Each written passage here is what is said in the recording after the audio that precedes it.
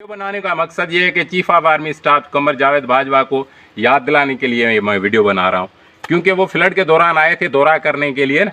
तो उन लोग उसने कहा था कि कमर दादू में प्रेस कॉन्फ्रेंस करते हुए कि हम लोगों को घर बना के देंगे, मकान बना के देंगे जिनके ये फ्लड में मकान तबाह हो गए। तो मैं सिर्फ ये कहना चाहता हूँ कि 1 महीने के बाद सर्दियाँ आ रही है, हमारे फसल तबाह हो गए, घर टूट गए, जानवर मर गए। कि सिंध हुकूमत की बातें जो है इस फ्लड के दौरान वो ऐसी है जैसी पानी पे लकीर, अमल के मैदान में जब देखते हैं तो इंगली ऊपर करो तो लकीर मिट जाती है।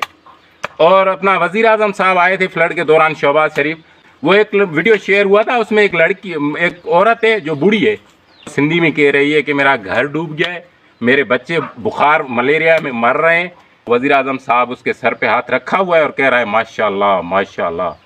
बिलाल साहब के ऊपर मैं कुछ नहीं कहता, क्योंकि उसने पहले ही कहा था कि जब ज़्यादा बारिश आती है तो ज़्यादा पानी आता है। हमने उस टाइम उसको मजाक समझी थी, जब अब हम डूबे हुए हैं तब हमको पता चला है कि वाकई में सच में जब ज़्यादा बारिश होती है तो ज़्यादा पानी आता है।